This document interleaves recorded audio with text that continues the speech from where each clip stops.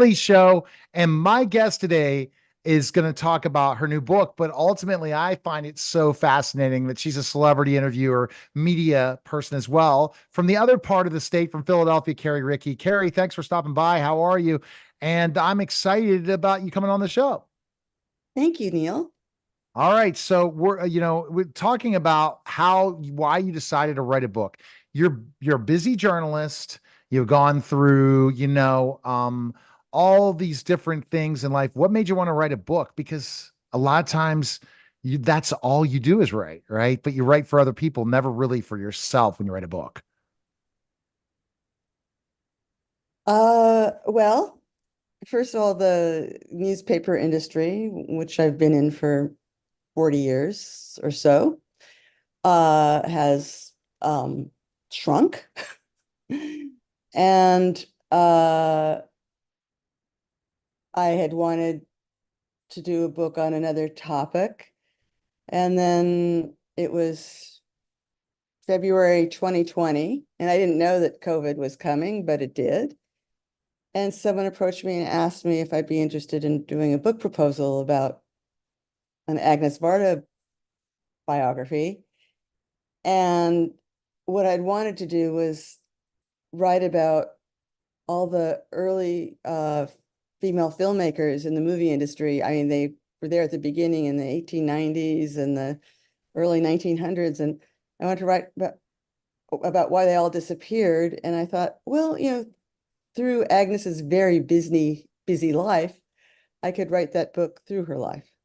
And Yeah, absolutely. And it gives you passion, right? When you're writing something that's your own and you're doing it and learning and researching, it's got to be a lot of work, but a lot of real fulfillment once the book comes out.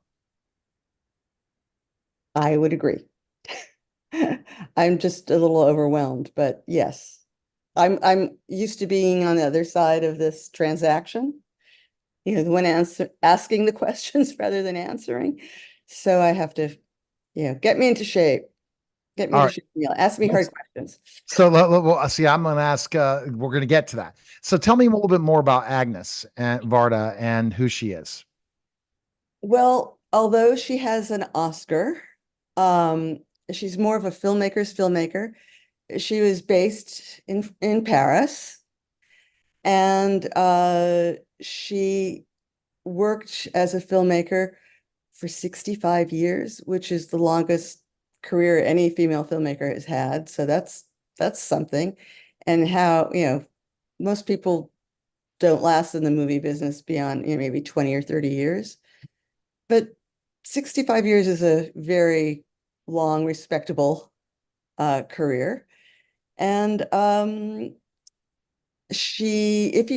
mean, I know there's a lot of art theaters in Pittsburgh and around the world, and she was mostly shown at uh in the art house cinemas, I think. But her documentaries were Oscar nominated, and she won an honorary Oscar for her curiosity and commitment to independent cinema. And she's kind of a secular saint among women filmmakers, largely because she hired women to work for her. She got them in unions, and she became filmmakers. Wow. How many women filmmakers are out there even today? There's A not lot, really, more than you know. really. But what a percent compared to men would you say in the industry? Well, I can actually quantify that. About 15 to 19% of the directors of television and film are females in the United States. The number is a lot higher in France. It's 27% there. And I haven't done a breakout of different countries. So what I think that you're hoping with this book is also to get more female filmmakers going, especially knowing the story and how she was so groundbreaking and bringing other women on board and really looking at the growth of that industry, which I think you love being a critic that the story is told to more people. Well, I don't know how old you are, Neil, but when I was growing up, women were largely decorative in movies. They were the love interest or the wife of. And when I was in college, I saw my first Agnes Varda movie. It was called Cleo from 5 to 7. And the woman was a central figure. Her, I guess, she was a woman who was the woman on screen, Cleo, was a pop star. And she had just gotten a biopsy for cancer. So you're really like, what's going on in her life? She doesn't know whether she's going to live or die. What's going on? And among the people I interviewed for the book, um, many other people had their life changed when they saw their movie, when Martin Scorsese was 19, he saw that movie in the New York Film Festival, and he said, I had never seen a female character, carry the movie. And I got into a woman's inner life in the way I've never have before. And she taught me that how to get in a character's inner life. And he and Varda were good friends from the time he was 35 and until she died in 2019. Other female directors have told me that one named Agnieszka Holland, an Oscar-nominated director from Poland, said, when I saw Cleo from 5 to 7, I just knew that from watching the movie that Agnes gave me license to look at people from behind the camera and tell those people what to do. It was a different kind of power. She didn't only have to be the viewer in the movie theater. She could be the maker. And that's kind of inspiration Varda had on countless directors, male and female. Yeah, and absolutely. And that just seems like something that is impressive. And you, by writing this book, you hope this story gets out there more about her and her life is remembered by more people. Yes, and she wasn't only a filmmaker, she was a visual artist. She made installation art, as it's called, and she began as a photographer. And she photographed a lot of famous people in Paris. And the photographic images are fantastic, as are her moving images, as is her art. And she managed to be ahead of her time throughout her life. And perhaps her most famous movie is called The Gleaners and I. It goes into it is in general about food insecurity in the age of mechanical harvesting and how much waste there is and why agribusiness can't distribute the food more equitably and why the harvesters, supermarkets have sizes that they want tomatoes and potatoes and lettuces to be, and how they discard other stuff and how that stuff should go to people who are hungry. And she made the first eco-conscious movie, and she talks about how she's a kind of gleaner because she likes going to junk stores and finding new uses for things that are discarded. So she became, in the year 2001, a kind of the mother of the recycling movement. Wow. And she connected with the new generation. She connected with the generation of my daughters, essentially. What do So, you hope readers are going to get most out of your book? well, what I got, and you don't have to know her movies necessarily, although I do talk about them, is that she just worked all the time and she got such joy from working. And she got so much joy from investigating things and interviewing people. And she didn't care about how much money her movies made, although she enjoyed that. It was mostly about she enjoyed interviewing people and connecting with people and telling their stories. And that's you. And not meaning connecting and interviewing people and telling their I story. guess that's you and me too. Yes, exactly. Yes. And I think that's how much should do you learn every time you interview somebody? I mean, do you take something from every guest? I've been able to do that or interview just something put in my new knowledge or something. I think that's what's so cool about being a journalist is what you get to learn from people you get to talk with. Um, yes. And largely, if you interview celebrities, what you learn is how many of them are incredibly nervous. Oh yeah, they're not easy. They're not as easy as you think. Like when I interview comedians, you're shocked. That's the same person on screen. Because I mean, my celebrity list is pretty, as you were talking off air with me in the green room, is huge. But ultimately, some of the celebrities I thought that, they'd be easy were hard. And the ones that you thought might be hard are the easiest interviews. You just never know based on showing up. Well, I will say that Steven Spielberg, in the run-up to the release of Saving Private Ryan, was absolutely the shyest and most anxious interview I've ever had. 10 years later, it was different. He was much more secure.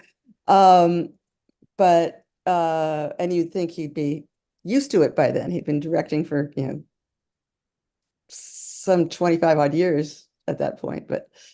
Um, but yes, but they were really nice, secure people, but most of them are as insecure as you or me. And then I don't, and I don't even, I mean, that's not all I interview celebrities, and I get to interview the most brilliant people that do certain things. And it's just so amazing. And that's what you did, but you were more in the critic. So you were more the celebrity type person, or people that I enjoy interviewing the directors and the filmmakers more than the actors. They really have a passion for what they've created. And you learn so much about why they put it on film. And when you look at filmmakers and what their creation is, it's unbelievable. It's just, you're like, wow, how did you do that? And you watch certain series and you're like, how do they come up with this stuff?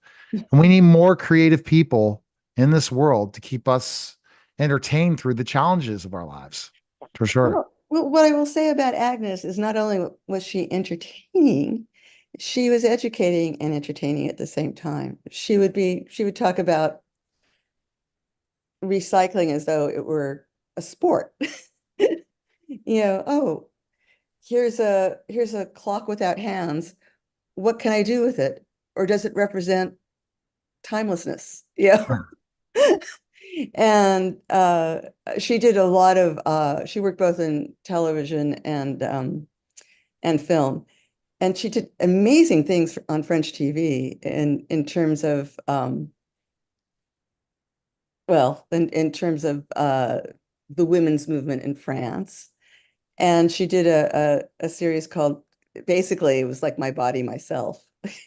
It was just, 8 women of different Right. sizes and shapes, naked, talking Oh my about their goodness. bodies. And this was 1974. Hey, that is so interesting. She But was she was groundbreaking. It sounds like yeah, in so many ways. So what's next for you? Are you gonna? Yeah. well, the next 2 months are promoting the book, Okay. becoming a grandmother for her first time, Well, probably this congrats. week. Yeah. Probably this week. So those are pretty big things. No, totally. And Are you gonna write another book about somebody like Agnes? I don't know yet. I think it would depend on if the person, I mean, Agnes had died by the time I started the book, but I would need honesty and access to the family and other people, and that's kind of a hard thing to negotiate. Yeah. And not everyone wants their private life Yeah. talked about. Well, there's a lot of people out there. If you're looking at ghostwriting for somebody or helping them write books, it sounds like you would be a fantastic person at doing that. So, because there are more people. Did you know that 90% of the people want to write books right now? But only probably 10 or 20% have written books. But there's 90% of people that want to write books. It's one of the biggest markets out there that is untapped, that people just want to write their story yet don't know how to do it. It's really true. Uh, uh, Or write a book, anything, fiction, nonfiction, their biography. There's so many. it would have to be someone who I mentally click with. And You never that's know who that meets that person. You just think about it. Get that book out, enjoy this ride, and who knows where it's taking you next. Best place people can purchase your book. Where can they go? anywhere. It's on Amazon, it's on bookstore, it's on it's you can go to your local bookstore and order it. You can go on Amazon and order it. It's yeah. I love it. Okay. We appreciate it. Great to talk to somebody who's interviewed bigger people than I have, or Well, almost who's your similar. biggest interview? I've had Mel Brooks. I've just, Oh, well, he's yeah, my I yeah. love him. I've interviewed, I mean, people in cabinets as presidencies. I mean, my celebrity list goes on and on. Even people from AGT that are currently America's Got Talent. I get big stars. I'm hoping down the line having access once my businesses grow to a level where I'm like, okay, now I can just let that money work itself then to get into the more journalist end of covering events, going to those places to get the interviews versus having them come to me.